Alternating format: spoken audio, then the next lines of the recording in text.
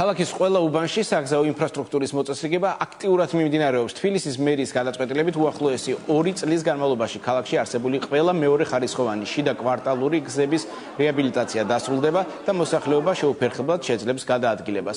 ვარკეთილში მიმდინარე საგზაო სამუშაოები დღეს თბილისის მერმა დაათვალიერა. გიგი უგულავა მოსახლეობას შეხვდა და მათ პრობლემებს ადგილზე გაეცნო.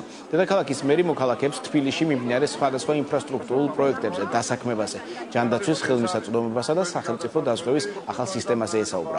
ახალი სადაზღვევო პროგრამა მიმდინარე წლის სექტემბერში ამოქმედება და მის ფარგლებში საქართველოში მცხოვრები ყველა პენსიონერი და 6 წლამდე ასაკის ბავშვი სახელმწიფოს მიერ იქნება დაზღვეული.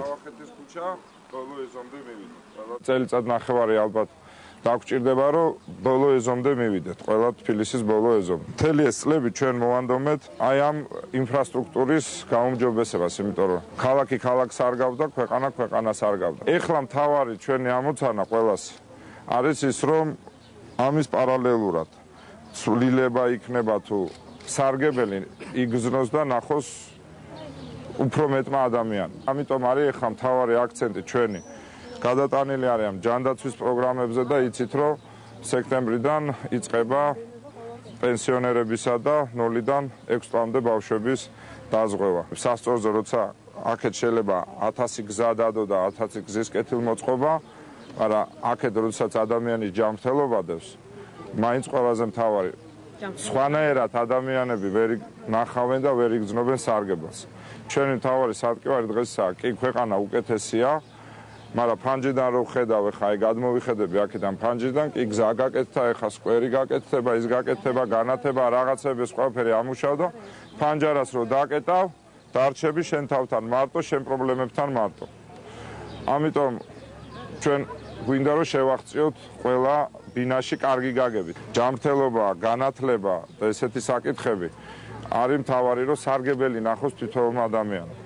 ჩვენი გეგმა არის, რომ წელს მოვიცვათ, ესე იგი, უკვე არის დაზღვეული სოციალურად დაუცველები, პედაგოგები, ჯარი, პოლიცია, ასე შემდეგ. სოციალურად დაუცველები დამატებით თბილისში არის 100,000 ქულამდე დაზღვეული.